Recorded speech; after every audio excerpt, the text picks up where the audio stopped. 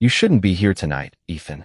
The stranger said my name so quietly that for one impossible second, I forgot how to breathe. I had never seen him before. I was sure of that. Men like him were impossible to forget. He sat alone inside the Black Crown's private VIP room, dressed in a charcoal suit that probably cost more than 3 months of my rent, one hand resting beside an untouched glass of whiskey. Outside the tinted windows, rain painted silver lines across downtown Chicago, while somewhere beyond the heavy door, muted jazz and low conversation drifted through the club. I tightened my grip on the serving tray. "I'm sorry, sir. Do I know you?" His gray eyes lifted to mine. Calm. Cold. Measuring. No. That answer somehow made everything worse. My name was Ethan Miller. I was 22, an Omega, and about as far removed from Chicago's powerful families as a person could get. I worked nights, paid my bills late, and had learned that surviving in an expensive city usually meant keeping your head down. The Black Crown made that rule easy to remember.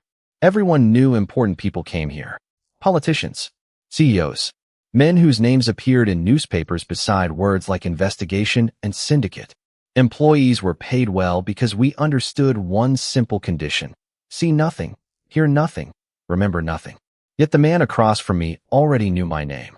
"Your sparkling water," I said, setting the bottle carefully on the table. His attention never left my face. "Who told you to bring this?" "My manager." "Rachel?" My stomach tightened. "Yes." He leaned back slightly. "Go home, Ethan." I almost laughed from nerves. "My shift ends at 2. Tonight it ends now." There was no anger in his voice, which made the command more unsettling. I can't just leave because a customer tells me to. Something almost like surprise crossed his expression. Then footsteps approached outside. His gaze shifted toward the door. For the first time, his perfect composure cracked. "Leave through the kitchen." "Why?" "Because in 5 minutes, this building will become a place you don't want to be." My pulse jumped. Before I could ask another question, he stood. He was tall, broad-shouldered, and carried the kind of authority that made the room feel smaller around him. "Who are you?" I asked. He paused beside me. "Damian Cross." The name hit harder than thunder. Cross Syndicate. Even people who avoided the city's underworld knew that family. I took one involuntary step backward. Damian noticed. "Good," he murmured. "Now you understand why you should leave." I didn't wait for another warning. I pushed through the service door and hurried down the narrow hallway toward the employee exit, my shoes striking polished concrete while questions crowded my thoughts. Why did Damian Cross know me? Why had he expected me tonight? And what was supposed to happen in 5 minutes? I rounded the corner too quickly and nearly collided with someone. Strong hands caught my shoulders, steadying me before immediately letting go. "Easy," a man's voice said. I looked up, and every thought disappeared. Same height, same dark hair, same sharp jaw, same gray eyes. For one terrifying heartbeat, I thought Damian had somehow reached the hallway before me. Then I noticed the differences. This man's expression was warmer, but his eyes were more watchful. A faint scar crossed one eyebrow. He studied my face, and his expression changed. "Ethan Miller?" My blood went cold. "How do you know my name?" He glanced toward the VIP corridor behind me. "You met Damian." It wasn't a question. "Who are you?" His mouth tightened. "Dylan Cross." I stared at him. "Cross. Damian is my twin brother." The hallway suddenly felt much too narrow. Dylan looked past me again, then lowered his voice. "Whatever my brother told you in that room, Ethan, don't believe him." Dylan Cross kept his voice low, but the warning landed with enough weight to make Ethan forget the rain tapping against the narrow hallway window. Ethan looked from Dylan toward the VIP corridor, trying to understand how two identical men could make the same building feel dangerous in completely different ways. Damian had been controlled, distant, almost impossible to read. Dylan seemed easier to approach, yet something in his watchful gray eyes suggested he noticed far more than he revealed. "Your brother told me to. Go home," Ethan said. "That part you should believe." "Then what should I not believe?" Dylan hesitated. Before he could answer, the service door opened and Damian appeared. His expression hardened when he saw them together. "I told you to leave, Ethan." "I was trying to." Ethan looked between the twins. "But apparently everyone here knows my name except me." Dylan gave his brother a pointed look. "He deserves an explanation." Damian remained silent for several seconds before reaching into his coat and producing a folded sheet of paper. He placed it on a nearby service cart. Ethan stared at the page. It contained 6 names. His was the last one. What is this? A list we received 3 days ago, Damien said. 5 people connected to organizations across Chicago. And you? Ethan felt his stomach drop. I am connected to a coffee shop, a landlord who hates late payments, and this club. That is my entire criminal empire. Dylan almost smiled, but Damien did not. That is precisely the problem. We know why the other 5 names are there. We cannot explain yours. Ethan studied the page again, hoping it would suddenly make sense. It did not. Maybe there is another Ethan Miller. Born March 14th, Dylan said. 22 years old. Lives in Logan Square. Works here 4 nights a week. Ethan slowly raised his eyes. You investigated me? We investigated the list, Damien corrected. You were on it. Anger pushed through Ethan's fear. And you thought inviting me into a private room without explaining anything was a good idea? I did not invite you, Damien said. That stopped him. Ethan remembered Rachel handing him the order less than 10 minutes earlier. She had specifically told him to deliver it himself. Dylan exchanged a quick look with his brother. Who sent you into that room? Rachel. Neither twin answered. Ethan suddenly became aware of the old silver pendant resting beneath his shirt. His fingers moved toward it without thinking. Dylan noticed immediately. Where did you get that necklace? Ethan pulled his hand away. It belonged to my father. Damien's composure changed for the first time. He stepped closer, not threateningly, but with unmistakable urgency. Show me. Why? Because I have seen that symbol before. Ethan reluctantly drew the pendant from beneath his collar. The small piece of tarnished silver carried an emblem he had known since childhood, a circle divided by 3 narrow lines. Dylan went completely still. Damien stared at it, as though an impossible piece of the past had appeared in Ethan's hand. My father gave it to me before he died, Ethan said. He told me it was just an old family keepsake. Damien looked at Dylan. Something unspoken passed between the brothers. Ethan's pulse quickened. What does it mean? Dylan answered this time. It means your father was not the man you thought he was. Ethan shook his head. You never knew my father. Damien's gray eyes returned to him. That is where you are wrong. For several seconds, Ethan could only stare at Damien. The hallway suddenly seemed colder, the distant music from the Black Crown fading beneath the questions rushing through his mind. My father repaired heating systems, Ethan said. He watched baseball every Sunday, complained about property taxes, and thought ordering Chinese food twice in 1 week was extravagant. Whatever you think you know, you have the wrong man. Damien glanced at the pendant. What was his name? Michael Miller. Dylan shook his head slowly.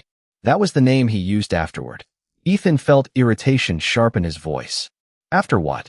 Before either twin could answer, Damien's phone vibrated. He read the screen, and his expression became unreadable. We are leaving. I am not going anywhere with you. Someone placed your name on that list, Damien said. Someone arranged for you to enter my room tonight. Until we understand why, going home would be careless. Ethan looked toward Dylan. Do you agree with everything he says? Absolutely not. Dylan reached into his pocket and held out a car key. But about this, yes. 20 minutes later, Chicago blurred beyond the tinted windows of a black sport utility vehicle. Ethan sat in the second row while Damien occupied the front passenger seat and Dylan sat beside him, deliberately leaving space between them.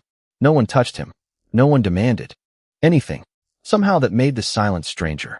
Where are we going? Ethan finally asked. Our house outside the city, Dylan answered. You will have your own room. And if I want to leave? Damien looked back. Wait until morning. If everything is clear, I will personally drive you anywhere you choose. Ethan folded his arms. That sounded almost reasonable. Dylan gave a quiet laugh. Do not encourage him. He might develop a personality. Damien ignored his brother. 40 minutes later, iron gates opened onto a wooded property north of Chicago. Ethan had expected something theatrical, but the Cross estate looked surprisingly restrained. Gray stone, warm windows, tall oak trees, and a long driveway shining beneath the rain. Inside, the house was quiet. Damien immediately disappeared into an office with 2 members of his security staff. Dylan led Ethan upstairs and stopped before a guest room. There are clean clothes in the closet. Kitchen is downstairs. You are not locked in. He handed Ethan a small brass key. Ethan looked at it. Your brother gave me rules. You give me keys. Damien protects people by controlling everything around them. Dylan leaned against the doorframe. I prefer giving people choices. Is that supposed to make me trust you? No. Trust should cost more than a sentence.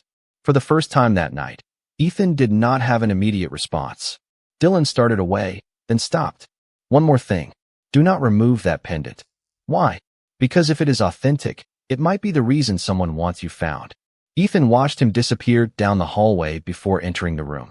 He locked the door, sat on the edge of the bed, and examined the pendant beneath the warm bedside light. He had worn it for 11 years without noticing anything unusual. Then his thumb pressed against one of the 3 engraved lines. A tiny click broke the silence. Ethan froze. The pendant opened. Hidden inside was a miniature photograph, faded with age. 3 people stood together outside a building Ethan did not recognize. One was unmistakably his father, younger and dressed in an expensive suit. Beside him stood 2 dark-haired boys, perhaps 8 years old, identical except for their expressions. Ethan's breath caught. He had seen those faces tonight, only grown into men. Damien and Dylan Cross had been telling the truth. The photograph changed everything. Ethan sat motionless on the edge of the guest bed, staring at the younger version of his father until the familiar face became almost unfamiliar. Michael Miller had never worn tailored suits. At least, not in any memory Ethan possessed. He remembered work boots by the front door, old flannel shirts, Saturday mornings fixing neighbors' furnaces for extra money, and quiet evenings spent balancing household bills at the kitchen table. Yet the man in the photograph stood confidently beside 2 boys Ethan now knew were Damien and Dylan Cross. Ethan closed the pendant and walked downstairs. He found the twins in a study near the back of the house. Damien stood behind a large wooden desk, while Dylan examined several documents beneath a brass lamp. Both looked up when Ethan entered. Ethan placed the open pendant on the desk. Start talking. Dylan's eyes settled on the photograph. Damien showed no surprise. That hurt more than Ethan expected. You knew this was inside. I suspected, Damien replied. You knew my father. Yes. Ethan waited. That is not an explanation. Damien moved around the desk, but stopped several feet away, leaving Ethan space. Your father was born Michael Mercer. 20 years ago, he worked as a financial investigator for several organizations that operated behind legitimate companies throughout Chicago. Including yours? Ethan asked. Including families connected to ours. Dylan closed the folder in front of him. Michael discovered records that powerful people wanted buried. Ethan looked between them. So he changed his name? Eventually, Dylan said. But first, he helped us. Ethan glanced at the photograph again. You were children. 8 years old, Damien said. His voice had softened. Our family was collapsing from the inside. We did not understand the politics. We only knew adults were arguing. People were disappearing from our lives, and suddenly we were being moved from house to house. Dylan leaned back against the desk. Your father found us during one of those transfers. He could have walked away. Instead, he made sure we reached someone he trusted. Ethan tried to reconcile that story with the father he remembered. Why did he never tell me? Because afterward, Michael Mercer disappeared, Damien said. Michael Miller became a repairman with a young son and no visible connection to his former life. Ethan's throat tightened. You investigated all of this before tonight. Silence answered him. That was enough. So the club was not an accident. Damien's jaw tightened. No, Ethan stepped back. You knew I worked there? You knew about the pendant. You knew who my father was, and you let me walk into that room believing you were a stranger. We needed to know whether whoever created that list was watching you, Damien said. So you used me. We watched the situation, Dylan said carefully. That is not the same thing. Ethan turned toward him. You told me not to believe Damien. You already knew everything too. Dylan's expression fell. Yes. The admission landed harder because Ethan had wanted Dylan to be different. I want to go home. Damien answered immediately. Not tonight. You promised I could choose. In the morning, if it was safe. And who decides what safe means? You. Damien did not answer. Ethan picked up the pendant. My entire life, my father told me that good people give you choices. They do not make them for you. Dylan looked away. Damien remained still, but regret finally showed through his controlled expression. Then a quiet chime sounded from the desk. Damien checked his phone. His face changed. What happened? Ethan asked. Damien turned the screen toward Dylan. Someone entered Ethan's apartment 20 minutes ago. Ethan's anger vanished beneath a colder feeling. Was anything taken? Dylan read the message twice. No, then what did they want? Damien looked at the pendant in Ethan's hand. They were not searching for something. His gray eyes lifted to Ethan. They were waiting for you to come home. For the first time that night, Ethan stopped arguing about leaving. The thought of someone waiting inside his apartment turned his familiar little home into something foreign, and he hated how quickly that realization changed the balance of the room.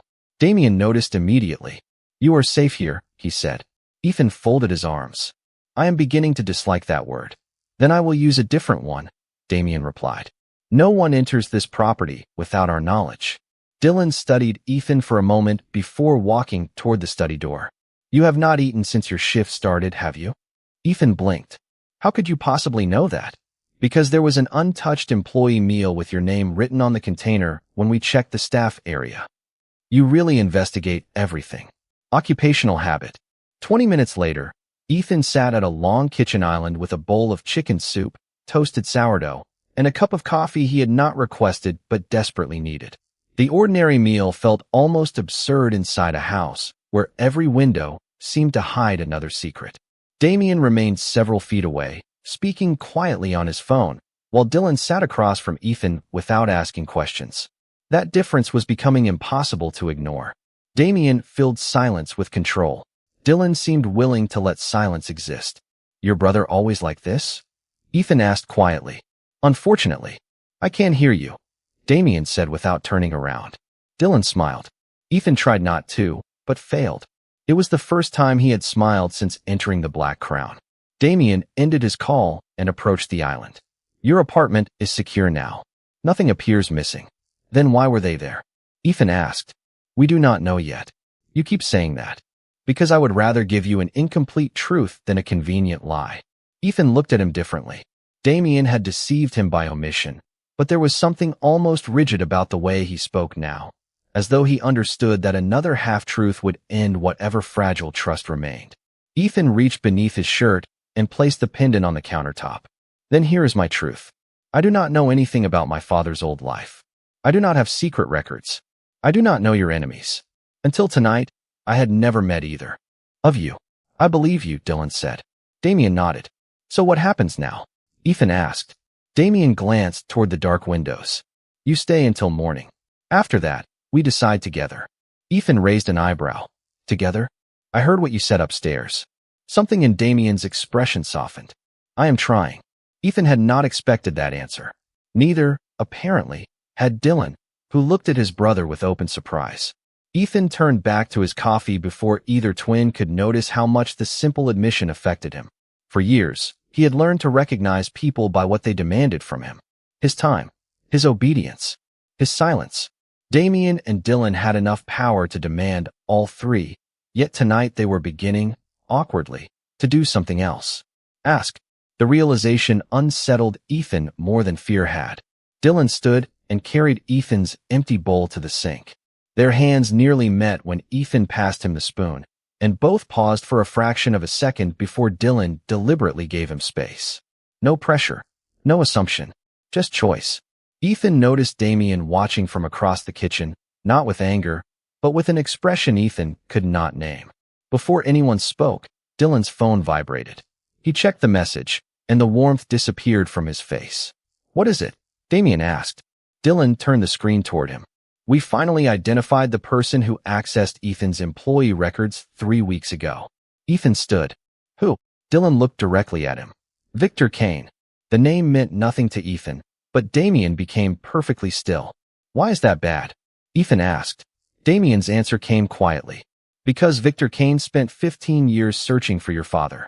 The name Victor Kane seemed to change the temperature of the kitchen.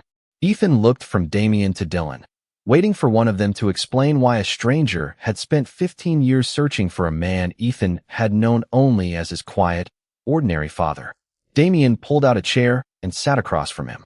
Victor believed your father kept something that belonged to several powerful families. Ethan touched the pendant beneath his shirt. The records. A ledger, Dylan said.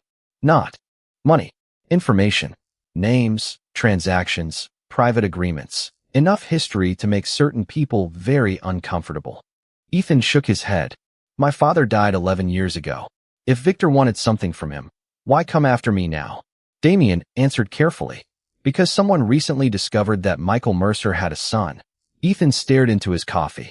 Childhood memories suddenly felt like evidence. His father changing their phone number without explanation. Moving apartments twice in 3 years.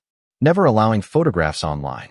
Ethan had believed those habits were simply part of Michael's private personality. Now every memory carried another possibility. You think he left the ledger with me? Victor probably does, Dylan said. Do you?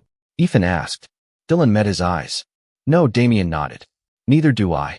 That answer should have reassured him, but another thought arrived. Then why was Dylan meeting Victor Kane? Silence followed. Ethan looked at Dylan.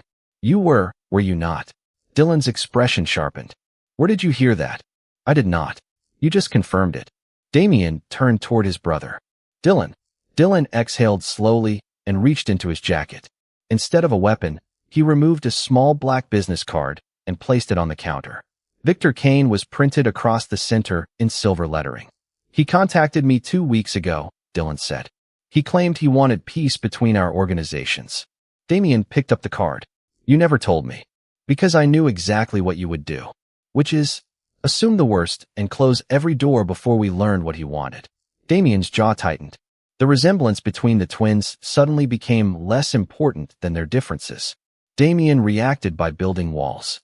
Dylan opened doors just far enough to see what stood behind them. Did you meet him? Ethan asked. Once. Public restaurant. 30 minutes. He asked questions about old Cross records and mentioned Michael Mercer. My father. Yes. And you still said nothing to me tonight. Regret crossed Dylan's face. I was trying to understand whether you were connected before frightening you with something that might mean nothing. Ethan gave a humorless laugh. Everyone keeps protecting me with secrets. Dylan accepted the criticism without defending himself. Damien stood and walked toward the window, staring into the rain-dark grounds. Victor wanted Dylan to believe he was searching for your father's ledger. You think he lied? Ethan asked. Damien turned around. I think the ledger is only part of this. He tapped the list from the club, which he had carried downstairs. 5 names belong to people connected to Victor's rivals. Yours does not. That makes you the anomaly. Dylan suddenly reached for his phone. Unless Ethan was never supposed to be connected to the others. Damien looked at him. Explain. What if this list was designed for us to find? Dylan said. 5 believable names to make the 6th look like an accidental discovery. Ethan felt a cold understanding settle over him. Someone wanted you to notice me. Damien nodded slowly. And bring you somewhere protected. Ethan looked around the enormous Cross estate. Here. At that exact moment, the lights went out. The refrigerator stopped humming. The lamps vanished. Darkness swallowed the kitchen. Ethan froze. A second later, emergency lights flickered on along the floor. Damien did not move toward Ethan. He simply spoke with controlled calm. Stay where you are. Dylan checked his phone. The main power line was remotely disabled. Ethan's heart raced. Can someone get inside? Not easily, Damien said. Dylan looked toward the security monitor, then at his brother. That might not be the point. The screen suddenly illuminated by itself. One sentence appeared against a black background. Ethan read it twice before understanding why both twins had gone silent. Thank you for bringing Michael's son home. The message remained on the security screen for 3 seconds before disappearing, leaving only the Cross Estate camera grid behind. Ethan stared at the blank space where the words had been. He wanted me here, he said. Damien was already speaking into his phone, ordering the security team to check every entrance and restore the power system. His voice remained controlled, but Ethan had learned enough to recognize the difference between Damien being calm and Damien forcing himself to appear calm. Dylan stood beside the monitor, studying the system log. Victor did not break into the house, he said. He accessed the network from outside. That is supposed to make me feel better? Ethan asked. No, Dylan replied. It means this was a message, not an attempt to reach you. The main lights returned a moment later. Ethan looked at both brothers. Then we stopped doing what he expects. Damien ended his call. Meaning I leave. Absolutely not. That reaction is exactly why Victor knew you would bring me here. Damien stepped forward, then deliberately stopped several feet away. Leaving would expose you. Staying makes me useful to him. Ethan pulled the pendant from beneath his shirt. You said my father protected both of you when you were children. Maybe he knew you would someday return the favor. Maybe that is why Victor expected you to bring me here. Dylan's gaze narrowed thoughtfully. What are you suggesting? I am suggesting we stop treating me like the package everyone is moving around. Ethan placed the pendant on the kitchen island. Victor wants something connected to my father. I am the only person who might recognize where my father hid it. Damien shook his head. I will not use you as bait. You already used me once at the club. The words landed cleanly. Damien did not argue. Ethan continued. This time I am choosing. Dylan looked at his brother. He is right about one thing. Victor has predicted every defensive move we made tonight. That does not make Ethan expendable. I did not say it did. Ethan studied them, realizing that beneath their different personalities was the same instinct. Protect first, explain later. For once, he refused to let that instinct decide his future. My father used to take me somewhere every summer, Ethan said suddenly. A cabin near Lake Geneva, about 80 miles from Chicago. He always called it our reset place. No phones, no computers, nothing connected to the city. Dylan straightened. Did he own it? I thought he rented it. Ethan searched his memories. But we went to the same cabin every year, and I never saw him pay anyone. Damien exchanged a look with Dylan. Could the ledger be there? I do not know. But if my father wanted to hide something from people in Chicago, that is where I would start. Damien was silent for a long moment. We go after sunrise. Together. You stay beside us, and if anything feels wrong, we leave immediately. Ethan almost smiled. Was that you asking instead of ordering? Do not get used to it. Dylan laughed softly. For a brief moment, the tension eased. Ethan reached for the pendant, but Dylan's phone rang. The screen showed an unknown number. Dylan answered on speaker. Cross. A man's calm voice filled the kitchen. Good evening, Dylan. Both twins went still. Ethan knew without being told. Victor Kane. I assume Michael's son is comfortable, Victor continued. Damien moved closer to the phone. What do you want? Victor ignored him. Ethan, your father left something for you. Your new friends think it is a ledger. They are wrong. Ethan's pulse quickened. What did he leave? A quiet pause followed. The truth about the Cross family. The call ended. Victor's final words seemed to remain in the kitchen long after the call ended. Ethan watched Damien first, then Dylan, searching their faces for the reaction of men who had just heard a lie. What he found was worse. Recognition. There is something you have not told me, Ethan said. Damien placed both hands on the kitchen island. Yes. Dylan looked toward him. Damien. No more secrets. Damien's voice was quiet. Michael did not simply help us escape a dangerous situation when we were children. He discovered that people inside our own family were using cross businesses to control vulnerable Omegas through debt, employment contracts, and intimidation. Ethan felt his chest tighten. And your family allowed it? Some did, Dylan said. Our mother discovered enough to oppose them. Michael helped her collect records. Damien continued. That ledger was evidence. Our mother planned to expose everyone involved, including members of the Cross family. What happened? Ethan asked. Dylan looked down. The plan failed. Michael disappeared with the records. Our mother sent us away for our protection. After that, the family buried the scandal and rebuilt its public businesses. Ethan touched the pendant. So Victor was telling the truth. Part of it, Damien said. That is how men like Victor operate. They give you one truth and hope you trust the lie attached to it. By sunrise, Ethan had made his decision. They drove north toward Wisconsin beneath a pale gray sky, leaving Chicago behind as highways narrowed into quiet roads lined with trees. Nearly 2 hours later, Ethan recognized the turn before the navigation system announced it. The cabin stood exactly as he remembered it, small and weathered beside a quiet stretch of water near Lake Geneva. Inside, dust covered the furniture, but the place still smelled faintly of cedar. Ethan moved through memories until he reached the stone fireplace. His father had always kept one photograph on the mantel. It was still there. Ethan lifted the frame and discovered a small envelope taped behind it. His name was written across the front in Michael's handwriting. His hands trembled as he opened it. Inside was a key and a short letter. Ethan read aloud. If you found this, then the past finally found you. Do not inherit my fear. Choose what kind of man you want to become, and judge Damien and Dylan by what they choose when the truth costs them something. Ethan looked up. Neither twin spoke. The key opened a narrow compartment beneath the floorboards. Inside rested a sealed metal case containing documents and a small data drive. Damien examined the first pages, and the color left his face. "This is everything." Dylan read over his shoulder. "Names, companies, payments." Ethan found another folder marked with his father's handwriting. It documented dozens of Omegas Michael had helped relocate and free from coercive agreements. Ethan understood then why his father had hidden the evidence instead of destroying it. This had never been about revenge. It was about giving people their lives back. Damien closed the case. "If we release this, cross businesses will be investigated. We could lose contracts, properties, almost everything our family rebuilt." Ethan said nothing.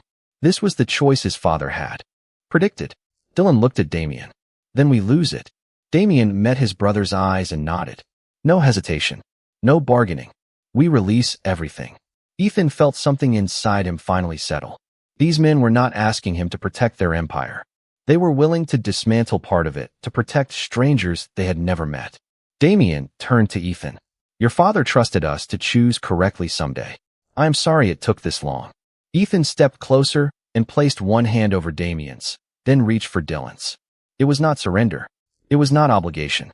It was Ethan making a choice of his own. Dylan's phone vibrated. A new message had arrived from Victor Kane. Ethan read it over his shoulder. "Bring me the case by noon, or everyone learns where you are." Damien looked toward the lake, then back at Ethan. "We are not giving him anything." Ethan tightened his hand around the key. "No, we are giving the truth to everyone." By noon, the truth no longer belonged to Victor Kane, the Cross family, or the shadows that had protected it for years. Damien contacted attorneys, independent investigators, and organizations that could protect the people named in Michael's records. Dylan created verified copies of every document before the original case ever left the cabin.